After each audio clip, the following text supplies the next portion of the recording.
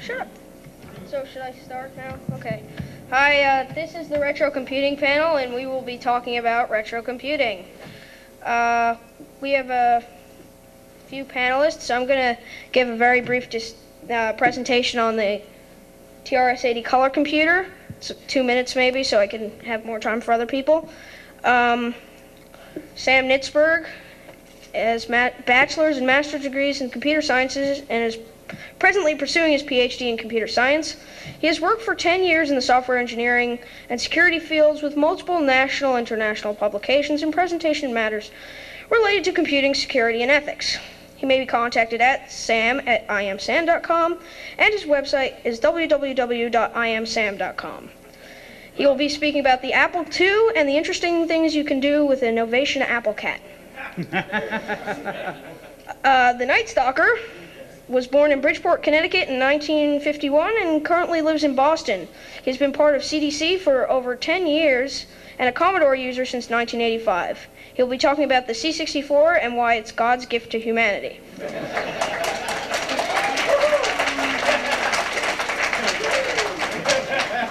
Graphix is some kid I met in an IRC room and said he'd bring some stuff, so I guess I just allowed him to speak. And he's going to be talking about the legacy that these systems have today. I am Mr. Ohm, known to most people as Mr., and that's it, so Nightstalker. Oh, thank you, thank you. Well, where to begin? I decided to start with the Commodore 64 because it was damn cheap. The Apple at the time was retailing for, if I recall correctly, in excess of $1,000, whereas the Commodore was in the $400 range. If you bought it brand new, I bought my system used for about $300. It had a Commodore 64, a monitor, and a disk drive. Also came with a printer interface and the data cassette drive. Today, I still use a Commodore system. I have Commodore 128, which has been heavily tricked out and hardware hacked to hell and gone.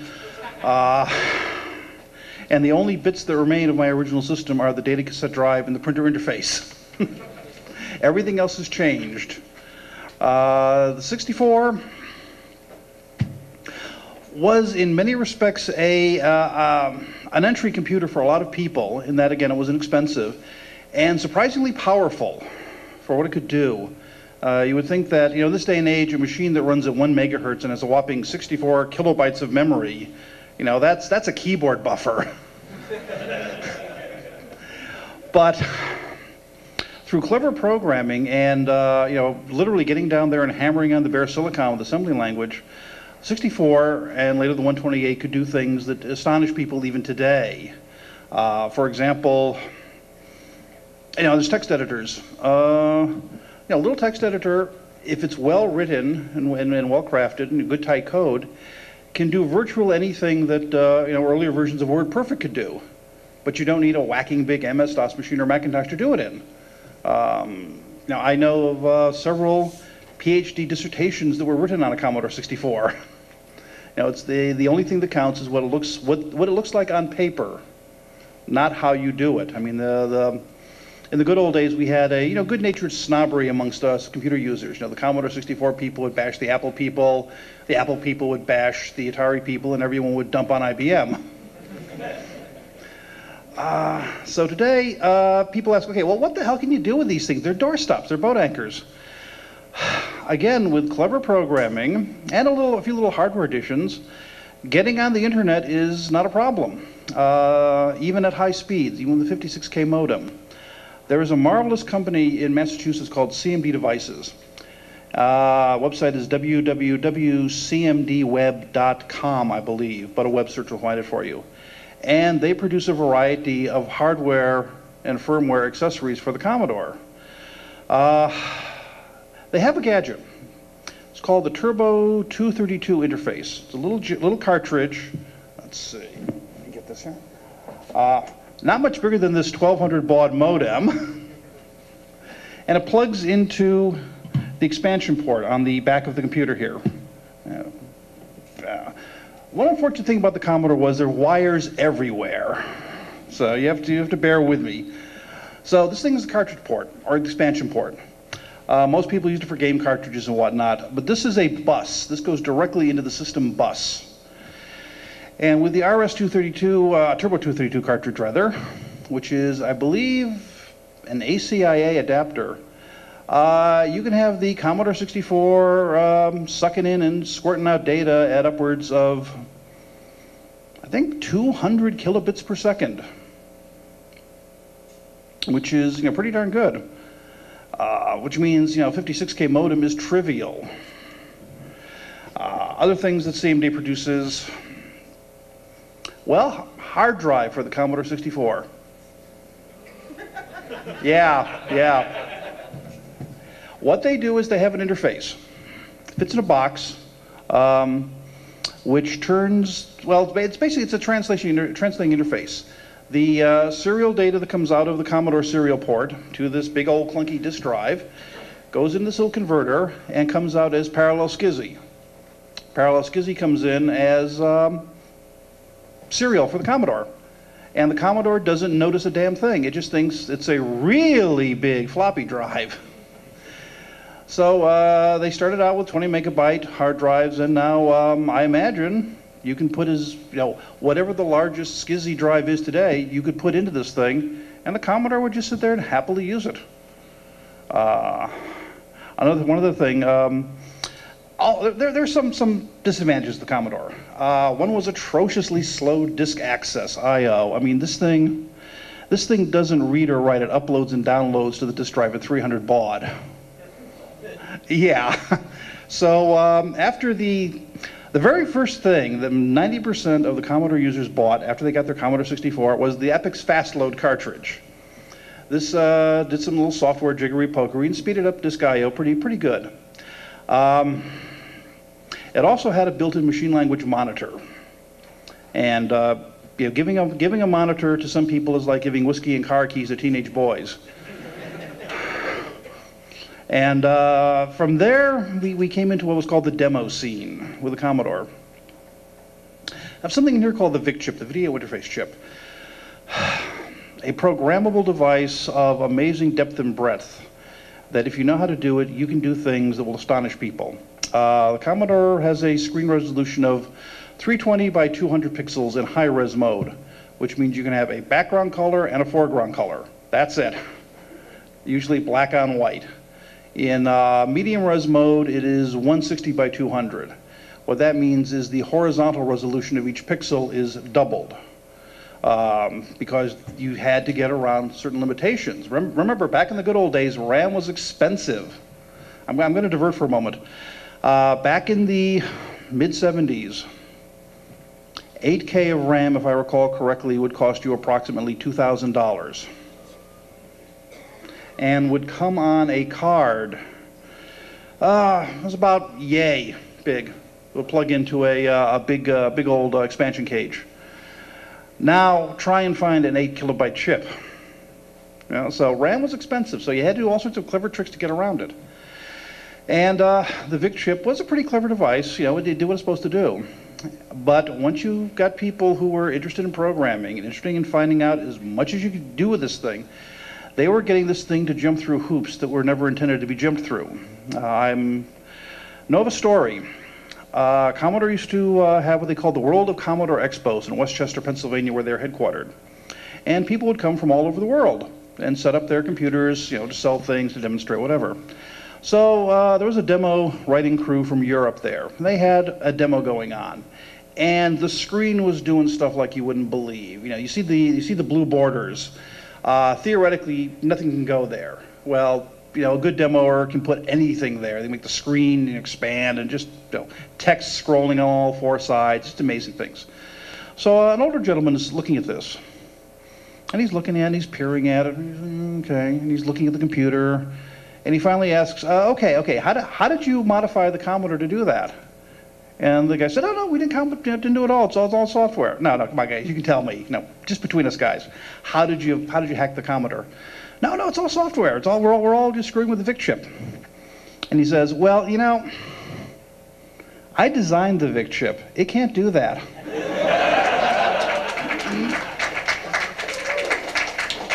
So they apparently said, oh, wow, great, great. It's like meeting, Steve Wozniak somewhere, one of the heroes of the computer revolution. And they showed him the code and everything. They're pointing out to the guy that designed the VIC chip how they made his baby do things. It's amazing. So yeah, today, I mean, there are people that get on the internet with a Commodore 64 or 128 and think nothing of it. It's not that difficult from a hardware or software standpoint. The hard part is just finding an ISP that'll give you a dial-up shell account. Everyone wants to go, TCP/IP. What are you going to do? Well, right now there are experimental TCP/IP stacks that work on the Commodore 64. They do take up a lot of room. There's not a whole lot of space left over. But it is being worked on.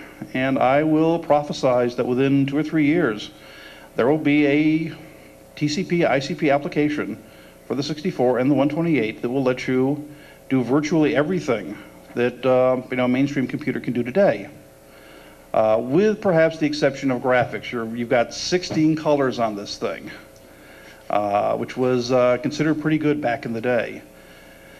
But with the VIC chip again, you get into that, and you can do things. You can do page flipping. You can do raster interrupts. You can get 32,000 colors on a Commodore 64 screen. If you don't mind scrolling it back and forth, you can get large images on a Commodore screen in that little 320 by 200 space. If you don't mind hardware hacking your Commodore 128 and putting in a second SID chip for sound interface device, with a little software, you can play MP3s. Of course, you need to have the hard drive to do that. It's damn hard to put, an MP3 on a little floppy disk that has, God, I even forget how much is on these now. It's been so long. It's not a whole lot. It's not a whole lot. Yeah.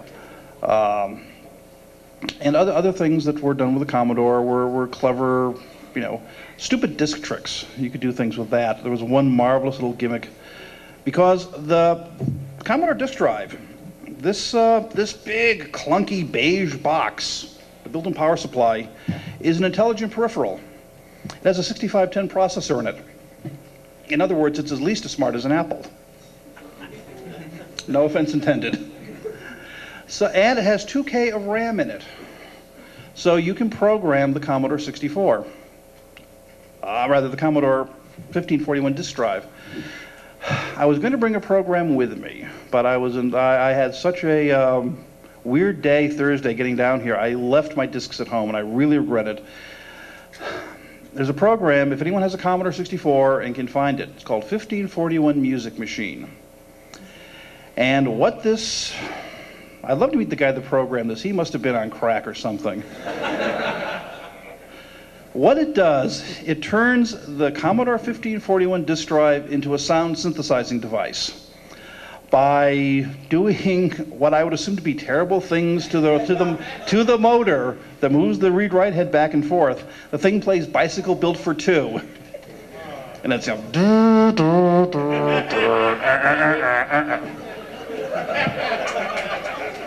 I swear, I'm not making this up. I'm not on drugs. This is true. There's another stupid disk drive trick. Again, programming it. We have a little red light on the front here, which is your power indicates. The things turned on and off. What you can do is you can have the power on light slowly fade off and on, and you'd run this on someone as a prank, and you say, "Oh my, I think your drive's broken, man," and they'd freak out. So no, it's just a trick, Yeah, the disk drive. Uploading and downloading a 300 baud. What the heck is that about? Well, because it had to be compatible with the VIC-20, which was designed around a tape drive. Now, the I/O routines in the computer are not that bright, and it was intended to be used for a cassette deck, because disk drives, good God, these things cost over $600 when they were new. Who pays $600 for a floppy drive these days? So there were clever software tricks for this to increase I/O speed. And these good folks at CMD decided, well, that's kind of stupid. We'll do better. And they have something called Jiffy DOS, which is a ROM replacement set, which speeds up disk I/O by, I think, 15 times, which is pretty darn good. And it also gives you other things. You can, simple two keyboard command. You can print a file to the screen, much like the type command in MS-DOS. You can direct it to the printer. You have what's called a wedge. That is simply a little bit of software that wedges itself into the OS that allows you to do really simplified keyboard commands. For example, if I wanted to do something with the drive, be open 15, comma 15, no, open 15, comma 815, colon, command to initialize the disk, I, close 15, return. That's like MS-DOS, for God's sakes. Whereas with a wedge, it's like at I, return, and your disk drive is initialized, which made life a lot easier for people. Let's see what else about the Commodore, which is of interest. As I said, it can be used as on the internet. I mean, there are people doing it today, which has kind of sparked a resurgence in Unix, learning Unix amongst people. People would buy their Commodores and learn all the ins and outs of the Commodore, and then want to get online and then discover, oh God, I have to learn this Unix thing. And then they discover, well, Unix isn't that difficult. It's kind of fun, actually, because I can do all this stuff on a host computer.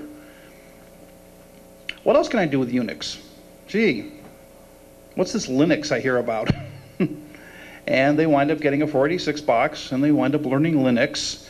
And, another customer lost for Microsoft. Yeah. And, I know people that started out with a 64, went online, learned Unix, learned Linux, and discovered that, hey, I can make money with this. And they're now administrating Unix machines in Linux networks for huge amounts of money, but they still go home to their Commodores because that's the machine they learn, that's the machine they know. I use a Commodore 128. That's my main computer. I have a Mac 2 SI, which is solely for internet access. I have all my games are on the Commodore, and I think that they're a lot better than what we have today on the Pentium 3s and the Big Macs. Doom and Quake and that's all very nice, really cool graphics, but it's basically, point and kill. When is the last time, some company released, Adventure or Zork?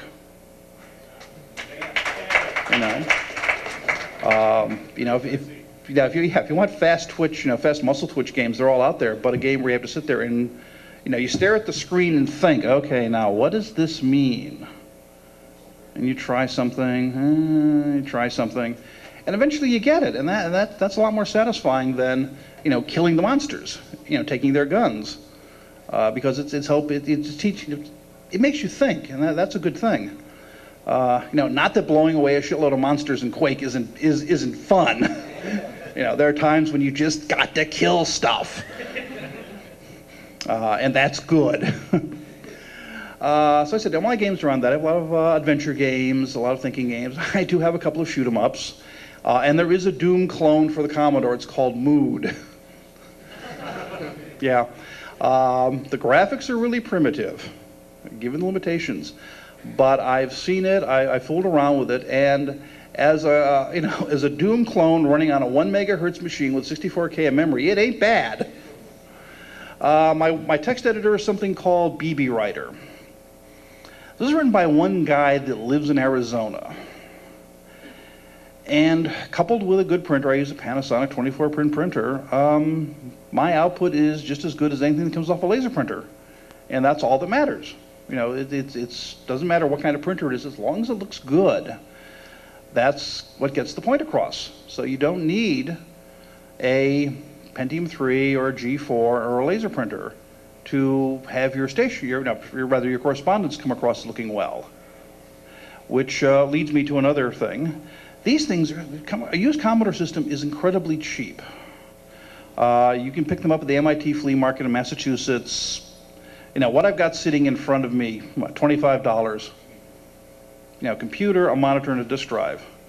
And what I do occasionally when I have the money and can do it, or if someone needs the help, I help people and organizations set up things using a Commodore. They can't afford it. We have in Boston, for some reason we have a lot of Haitians in Boston. Now you think Haitians want to live someplace warm most of the year. In Boston we get snow up to our armpits sometimes, but that's the way it is. So a lot of these folks are just dirt poor, and the organizations that try to help them are dirt poor.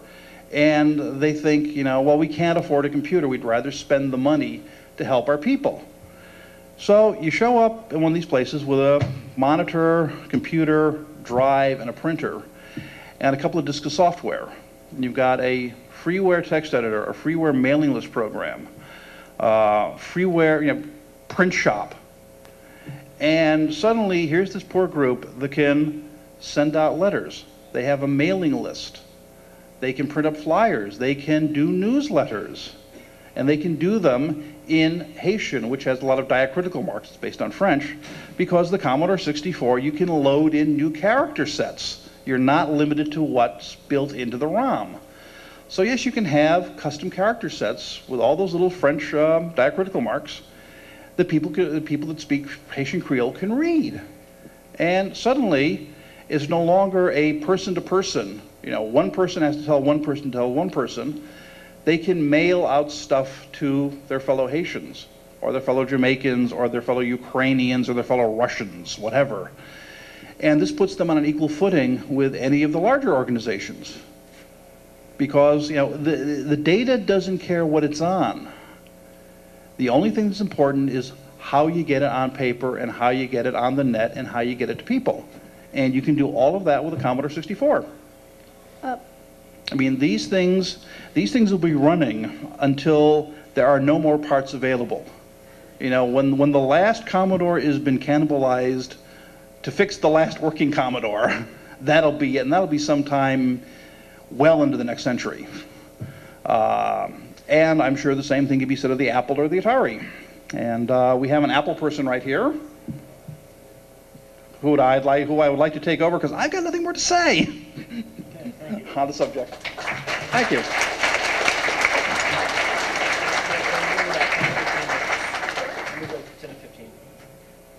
Sure. Okay, you can hear me good? Okay. I'm going to talk a little bit about the Apple in general, and most particularly my experiences with the Apple II model.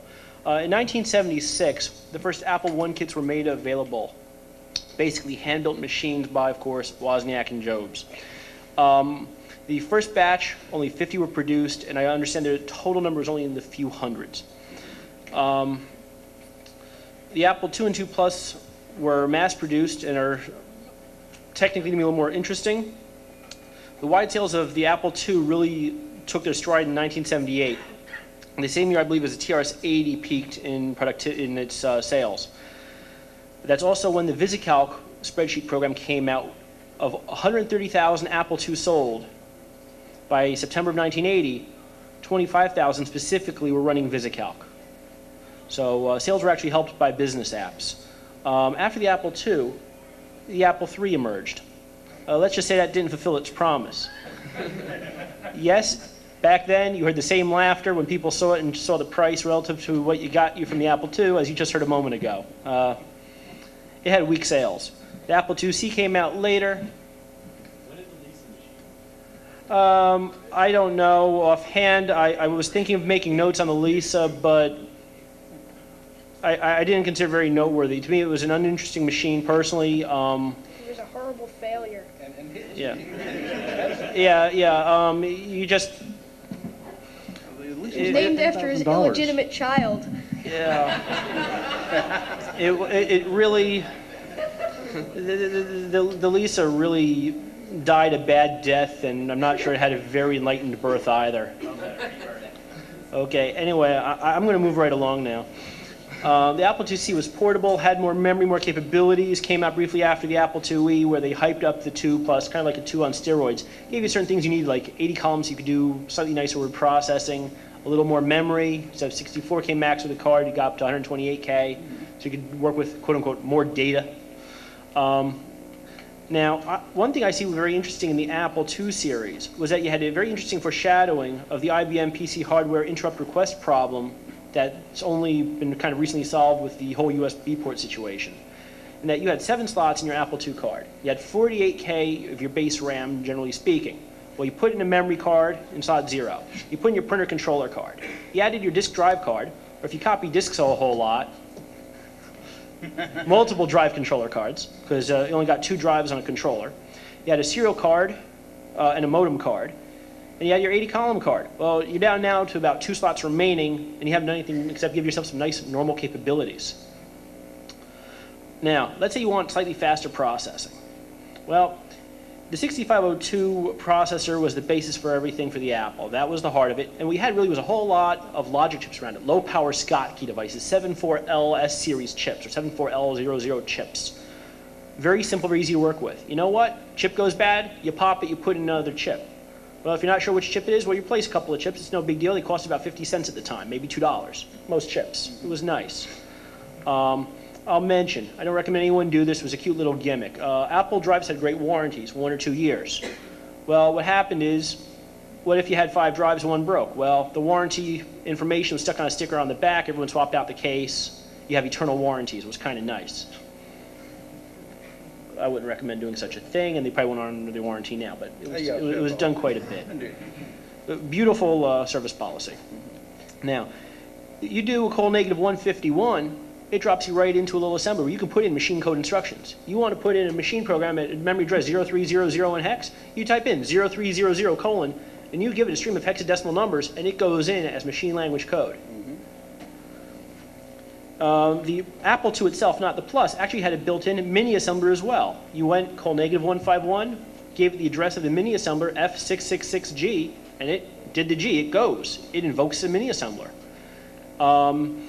And it really encouraged you to play with the system in that regard. You've got an assembler, mini assembler, machine code access, all built in. You don't like the way it does something? Again, a lot of the environment was in ROMs, but you don't have to go out and get fancy assemblers, assembler toolkits, things that take multiple disks to load. You could also, if you wrote in BASIC and took too long, you get compiled BASICs. Instead of running interpreted, it will compile for you and put out executable code. You also have some fun language like Forth and others where you have Turtle Graphix, which I never really used and get into too much, experimented briefly, but was good because you could have other paradigms for computing even then. It encouraged you to think about how you can represent things, not that you have to view it in one method. I believe they also had similar languages and environments for Commodore. Oh, yes, yes. Alternate operating systems. You want to do Pascal? You get University of California, San Diego Pascal. It came with its OS environment.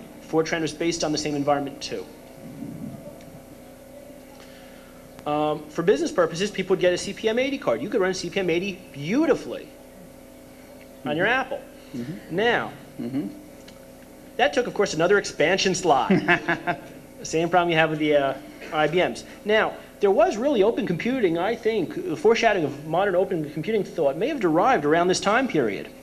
But the scene's changed. You see, I've got a card here, dated copyright 1981, that has a Z88 chip. I think that's a good 1 megahertz chip, significantly faster than 6502. Right.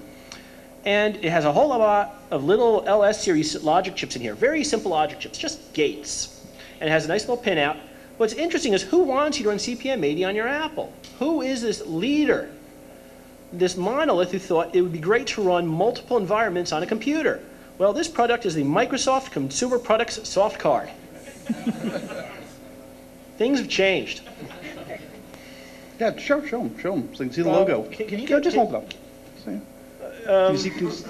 Yeah, that's the old Microsoft logo. If anyone can do it later, we can zoom close up. Yeah. Absolutely, yes. Yeah. There's EDA chips, B chips. Now, to me, the most interesting thing that went on was what were the security issues with the Apple? Because you could do a lot of neat little security things. Now, like other machines at the time, you had no password protection in BIOS, but that's not a big deal. You can lock your door, it gets you the same effect. Exactly. No big deal. Now, again, it was a great machine to play with. For example, there was a game called Castle Wolfenstein. You went around shooting the bad guys, basically. Yeah, that was fun. Now, you could hack that. Now, I'm not even going to mention Castle Smurfenstein, where all the bad guys were replaced with Smurfs. And it started too with that damned music. Now, there were drives at the time. Now, you could put in a little read-write toggle switch on your drive, and you could toggle the write enable, write protect sensor. Some drives, I believe one was by Rana Systems, you pushed a button and write enable and protect was invoked and overridden. But what I found is if you go into a room in Castle Wolfenstein, you pop the disk open, it never writes that you died. So you get killed, you don't go all the way back to the beginning of the whole game. You don't reboot your system. Well, you might reboot the thing, but you come back and you're right where you entered that room. So we have a two-player version of Castle Wolfenstein. One guy mans the disk drive door hinge, and the other guy plays. Because you can't just overwrite it the whole time. You can't keep the disk closed the whole time because it won't do certain things it has to do and mess up your whole game. Now, we had soft sector disks, which made for other games. See, old discs, a lot of the CPM systems, a lot of your 8-inch disk systems, you had a little hole in the disk, and we still have holes in the disks, but a little LED shone a light through, and they're not necessarily always used presently, but an LED would shine through, and a sensor would let it know that's when the moment the hole was passing through, and it could tell what track and sector, or rather which, I believe, track you were looking at, which track. It identified you were going past, I believe, track 0 every time it got that little ping. Well, hard sector disks, it knows where it is, and it can use timing and other tricks. Soft sector disks, you don't do that. You put in address headers and other pieces of information to let you know what you're looking at. Well, what this led to was copy protection schemes. CFM80 didn't really have them except the ones using dongles, and they're not interesting. Now, what we could do is a company like Atari, with their Atari soft product, I believe, could change the address headers. If your copy software is looking for D5AA, I'm going to say 96, but it's D5AAAB, your copy software won't know what it's copying. So we had track editors, and you could open up the file, look at the tracks, and see, well, where are they using as headers? Where are they using as other important parametric information? And this encouraged you, well, I'm using the word encouraged, to think about the environment and what it takes to copy things. You could use track editors, look at that information, tell it what you wanted and how to change parameters to copy. You could single step the drive motor or half step it. So you could write in uneven patterns through the disk and set up the tracks wherever you wanted. You could write off beyond what should have been the logical end of the disk based on how it was defined. And this led to a lot of opportunities to really play. At some point, though, all this got made into parameters for copy software, and you just put it in, told it what program you had. But for a while, you could really learn a lot by figuring out how to copy disks. It could be an introduction to code breaking, to protocols analysis. It would give great opportunities to think. I'm going to go about another 5 minutes. 5? 3? I'll do what I can. Okay. Now, the AppleCat modem was produced by Novation. I think it was one of the most interesting products ever produced. It allowed you at the time to hook up your AppleCat modem to your machine with a little ROM chip. It could understand touch tone codes. There was software commonly available that would produce very many interesting tones. I believe it would produce telephone codes. You have your 1 through 9, you have your pound, your 0, your star. I believe it also produced tones A through E. You want to start routing things? They're there. There's other codes too. Now, you could also produce different tones with that. It had a built-in programmable D to A converter. You could make almost any tone you wanted. You could produce 2600 hertz tones. Pardon? Yeah, MF, DTMF. Yes, it did those. You could produce all kinds of tones. You could also produce quarter tones, nickel tones, dime tones. And I saw very recently in 2600 magazine an article on how to turn your home phone into a payphone. If you want to confuse your friends at your local telephone company, turn your home phone into a payphone and then feed it quarter tones. It also could produce, as I said, a 2600 tone. I took the liberty of bringing in a Captain Crunch whistle if anyone here wants to hear what one sound like. Okay, I'm going to block a hole. I'm going to presume it's the right one, but I'll do both just to make sure I hit. And it's got the doggy on one side and a little Captain Crunch on the other.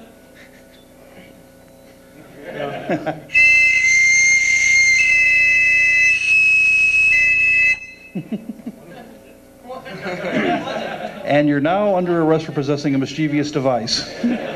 Okay. Anyway, I'll conclude rapidly. I saw the Apple II as being a very interesting machine to learn from, and it had to provide a wonderful basis to have a respect and understanding for fundamental security issues. But it was also just a great machine for playing with the available contemporary technologies at the time and to see what you could really do with logic chips and a simple processor. Thank you. Yeah, just real quick, I'd like to say that virtually everything he said about the Apple II also applied to the Commodore. They're essentially cousins. So there wasn't so much, an angry rivalry as more like a family feud between Apples and Commodore users. Yeah, I'll just mention that all the people I knew had Apples and Commodores always disparaged each other's choice in computers, but at the end of the day, they sat down, had sodas, talked about computers, and were good friends. Yeah, really. Barb, you want to take a shot? Snap the picture. Kind of running out of time here, so I'm going to make my Cocoa speech even shorter than it was. And we're going to go on to Graphix' speech. And then we're going to have a very brief question and answer. And then we're going to, if we have time, we're going to auction off an IBM workstation and a Cocoa 2. Whoa. So hopefully we'll have enough time for that. Okay, so I'm going to be talking very briefly about the TRS-80 Cocoa. Well, take your time. If you're wondering why this kid is up here talking about computers that were made 5 years before he was born, the answer is I was always interested in computers when I was very small. And the type of computers that I'm talking about here were the computers that were around then. So I just became very interested in finding out what was around before me and around when I was born. So in the process of kind of having that history lesson, I became very interested in these computers because there's a lot of things that are missing from newer computer systems that they have. So I'm going to shut up now and start talking about this. I found my Cocoa at a store for $20, and I had no idea what the hell it was. And I had $20, and I wanted to buy an old computer. And it was a lot cheaper than the Atari 800 they were selling, so I bought it. I didn't really know what I was buying, but I'm glad I bought it because I got a much more unique system. I'm going to go down a little to the history of the Cocoa.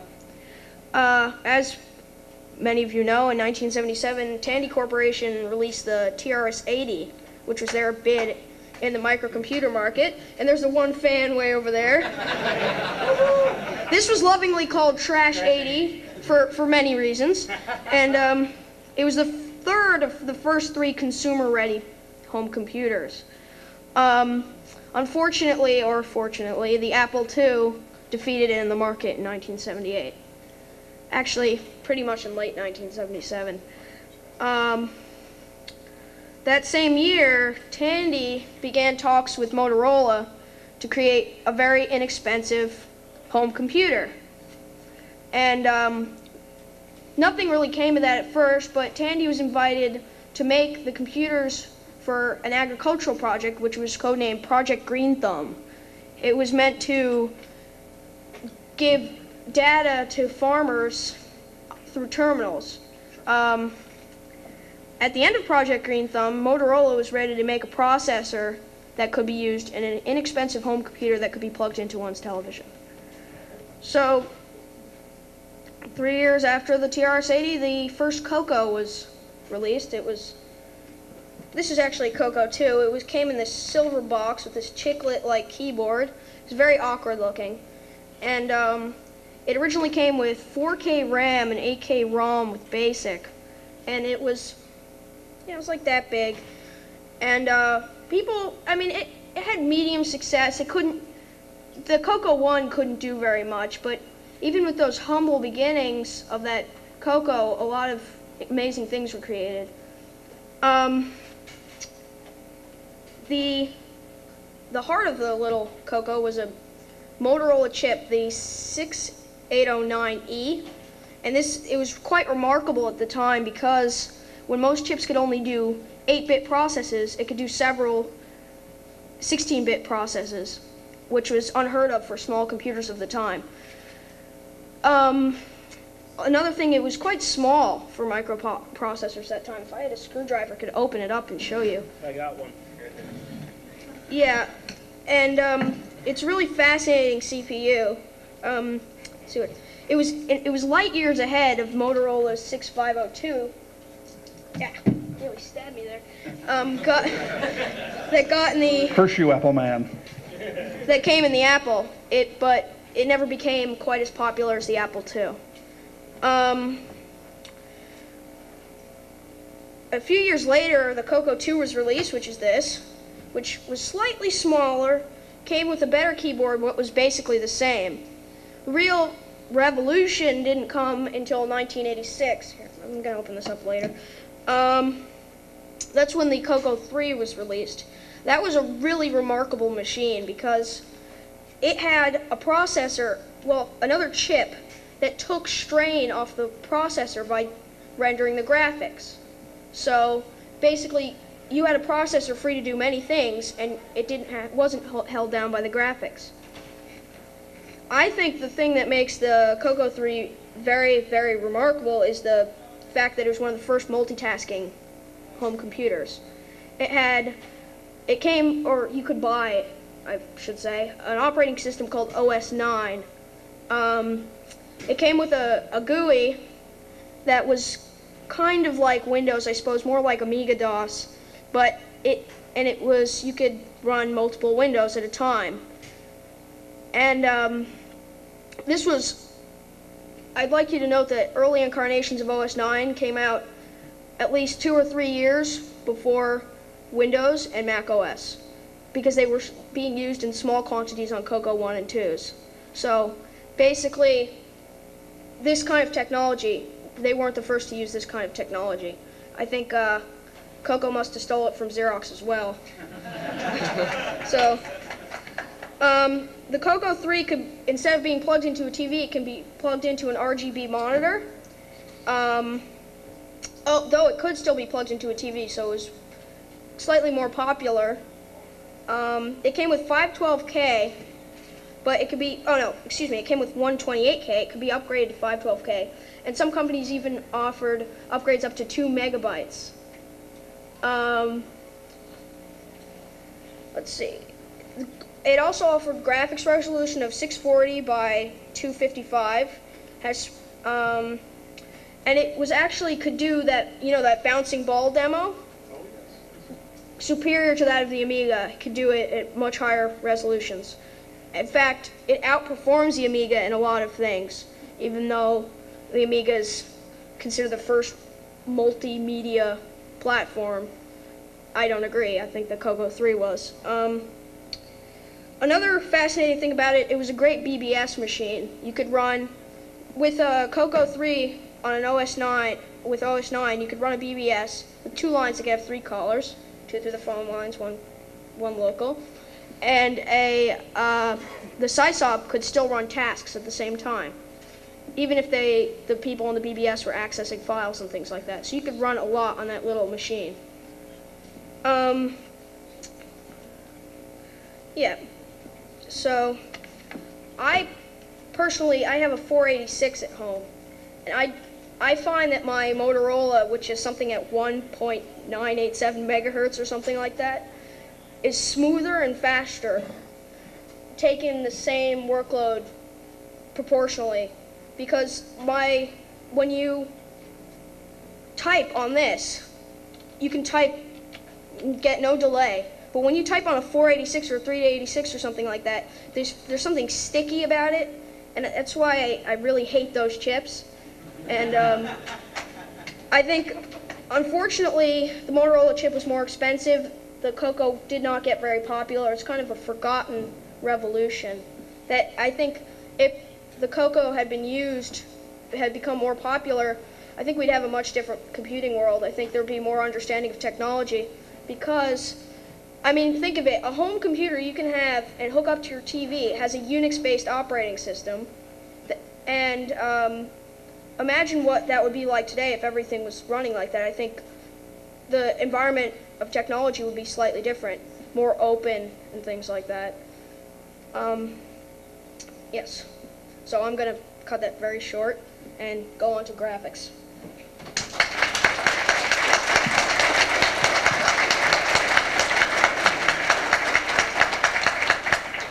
Okay, since we are short on time, I'm also just going to pretty much summarize mine.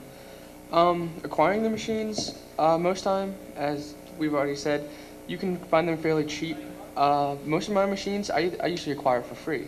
My Apple II and my Apple II GSs, I got them from my school. They were going to throw them away.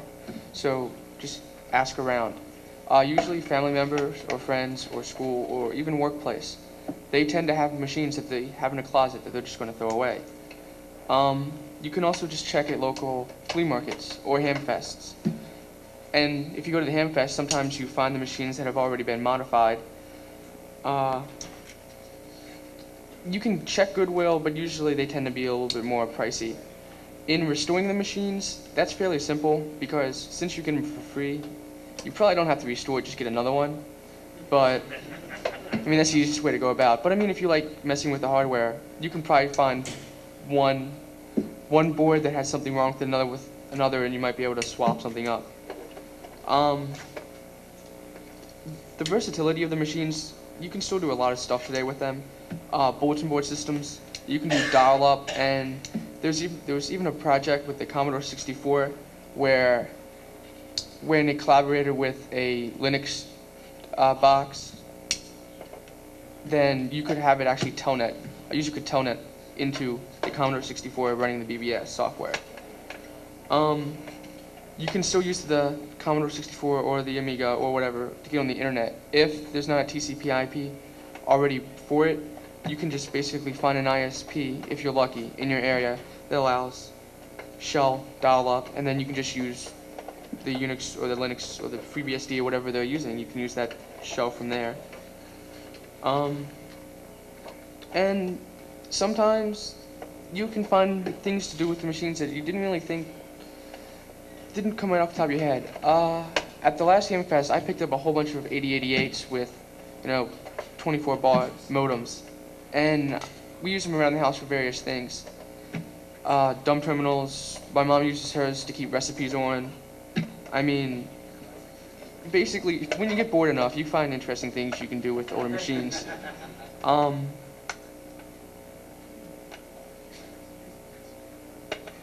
Yeah. So basically, I mean, while you think most machine, you figure, oh, I have this, 686, 600 megahertz, 256 megs of RAM.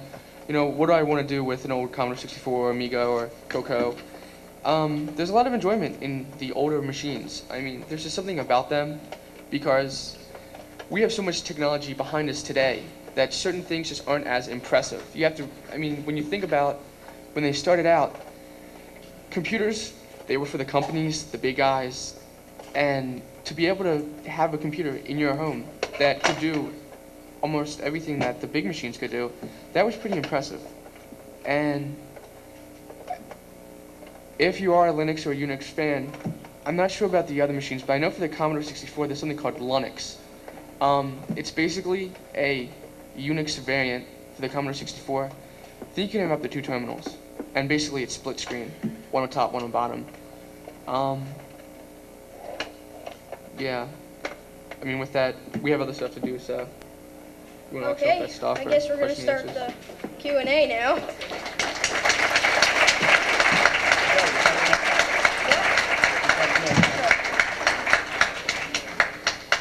All right, so if anyone has any questions, they can line up or, oh, you were there?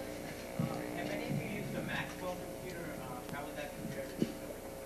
Repeat that, please. Have any of you used a Maxwell computer? Maxwell. I don't know what that is. I don't believe I have. English? Oh, Use an Acorn N. I have no idea. Was it like 6510 based or what? Tape deck one. Pardon me, sir? Tape deck. Really? Oh. I don't believe I've ever heard of it. That's one of the sad things about our little community is that we tend to be kind of, centered on our own little continent and are terribly unaware of what's going on overseas. Briefly, the Commodore 64 is considered a business class machine in Germany. IBMs were hideously expensive, so were Apple IIs, but Commodores were cheap. So it was not uncommon to see a Commodore 64 sitting on an executive's desk. And the hackers in Europe decided they wanted to do things. And one of the really cool hacks was, there's a graphic scanner for the Commodore. You know, it works. It will scan graphics. You know, it's 1-bit black and white, but it does it. And then similar for the Apple II, they had the same thing. And they even had OCR for the Apple II using the hand scanner. So. Either. None of y'all have much mentioned Ataris, which were the computers that I was, trained on. Great machines. Great machines. I have a little information on Ataris in here, I believe. The local Atari guy who ran his BBS wouldn't let us Appleys on it, so I intentionally omitted Atari. Yeah. What would y'all say? How would you say some of the earliest Atari PCs compared to things like the Commodore 64, which they were running directly? I think I think Atari in the had gaming multiple... sense, the Atari was superior in many ways. But, true, but I don't think in some of the more business applications it was as good as the C64. I think one thing interesting with the Atari is I remember there's a 400 model, an 800 model. I think later they 600 XL? actually came out with a 12 or 1600 model that was getting more sophisticated. I think their big problem was marketing and timelines. Yeah, My yeah. impression that they came out with, I think, nice products, but they were always maybe 6 months to 15 months later right. than what would have been desirable to get early enough market entry to get enough of a base where the games fed in, the business apps fed into it. Right. One of the problems with the 64 was it was sold in Toys R Us. You know, it was considered a toy computer. Either. There's been talk on and off in the last few years that they buy a new Amiga. I think Gateway owned the latest. Anyone have any latest updates? I've heard rumors about that, and I'm not even sure. I think I know just about as much as you, but I know that there were some rumors of reviving the Amiga, but I think what they're going to do is smack Amiga on it and have a PC that runs some sort of Windows-like operating system. I don't think it's going to be truly an Amiga. One thing I'd like to mention very briefly is they do have emulators now, for example, for IBM PC platforms and for other platforms to simulate almost any of these old machines. Oh, yes. If you want to simulate Apple II, II Plus, IIe, you've got module loads into all of what were the ROMs, and you can do Apple II Plus work, run your old Apple II applets, not applets, but you run your old apps just fine on a PC class machine. Right. And Same thing with 64. I think this is actually going to help lead towards a revival of using retro gear. That gentleman with the hat was waiting for that. Okay. I have sitting in my basement 3 Commodore 64s, one which I've been playing with since kindergarten, first grade, and the other 2 which I'm taking apart. Only problem is I don't know much about the hardware. I don't know how the chip works. I don't have instruction sets, registers, all that stuff. Where can you get information on the Commodore hardware so that I can actually maybe possibly do some hardware hacking? Okay, the starting point for any of this is on Usenet CompSys CBM. That is the font of all Commodore knowledge. There are people on there that know more about the Commodore than God himself because they built the damn things. Fred Bowen, an engineer, is frequently seen on CompSys CBM, as well as a few other people from the good old days of Commodore. From there you can get, you can buy manuals. There's a place over in Finland that has just tons of stuff available for download. So if you want to start CompSys CBM, that's the place to begin. I think we're going to take... Well, real quick. Actually, I have multiple copies of the books. I have a book of theirs has schematics and also tells you all the groundings and all the data. You can just come up and get them, and you can have them. So just come to the table and get them. Going to take one more Bravo, question. sir! Bravo! We're going to take one more question. I think we're That's going the to hacker ethic, man. IBM auction off the IBM.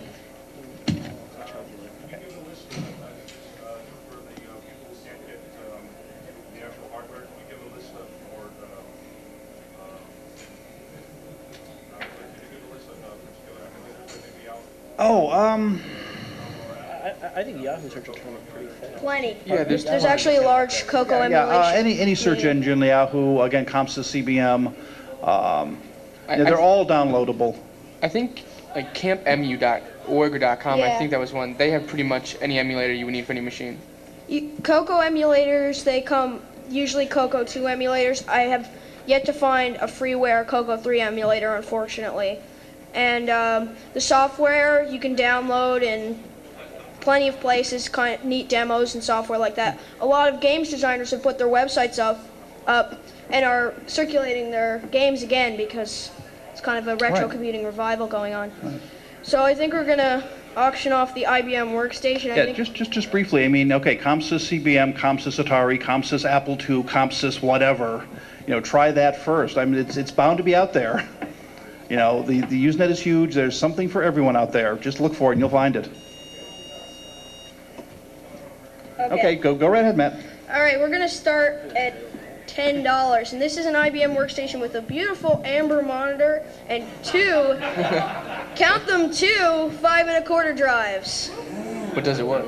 It works perfectly. It has basic and it has some software bundle. We're gonna bundle with it. Do we have? So it's a complete system. $1. No, we're starting the bidding at $10. We have Optimist. $10. Any? $12. $12. Does anybody have 15? 15. 14? 15? Do we have 20? 20. 20. It's binding. You're not getting out of this one. Come on. Come on, man. $20. Come on, let's go. 21. We got 21. 21. Any more? Can we get to 25? 25. 30. 27. 27. Do we have 30? I don't think this is how you're supposed to do an auction. 30. 30. 30. 28. 28. Okay, going 28 once. 30. Okay, we're gonna make this in increments of $5. There's no. All math is now modulo 5. Going once. 35. Any takers for 40? $40. It's a beautiful thing. Come on, two 5 1/4 drives. Come on, you'll sell it on eBay in 10 years for 100. Come on. Okay, going once for 35, twice, it's sold to that guy. All right. Now we're auctioning off a Coco 2. Come on. $50. What difference does $5 make? Come on.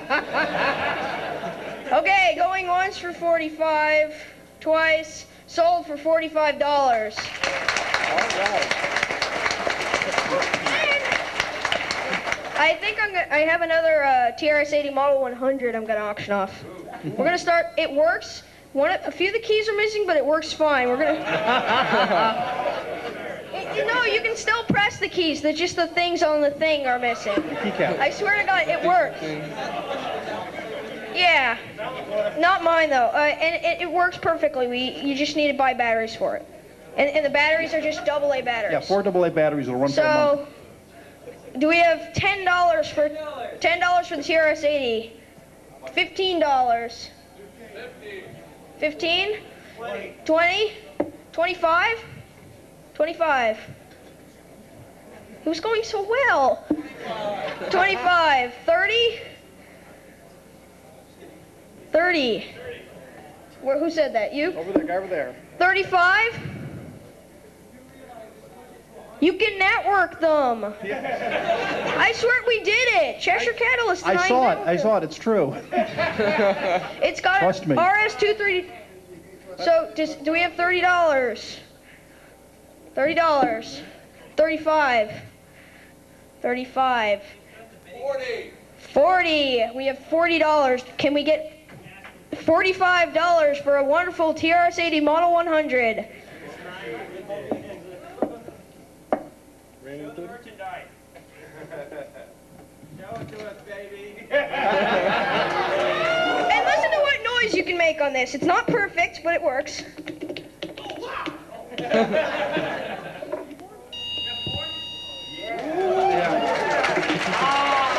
So, do we have $50? Did we already go to $50? No, we didn't get $50. $50. Wait, doesn't that thing have Excel built in, like a spreadsheet built in? Yes. It's got applications in it, right? Yeah, it's got a telecom application, it's got a text editor, it's got a scheduling book, an address book, and you can take notes with it, as I do.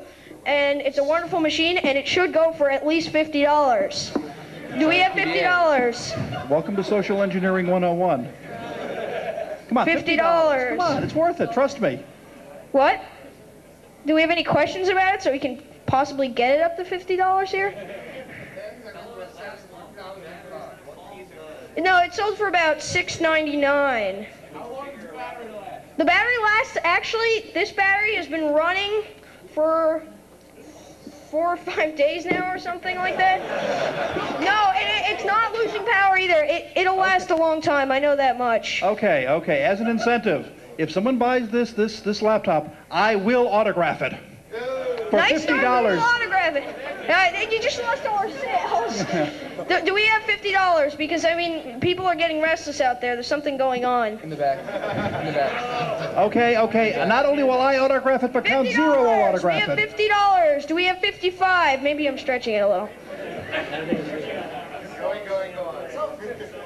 Okay, Sell it, man. we have once for 50, twice 50. Yeah, it sold it. Okay.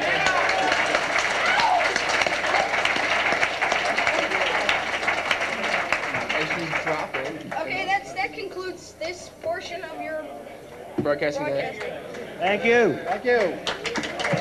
Thank you. Pardon me?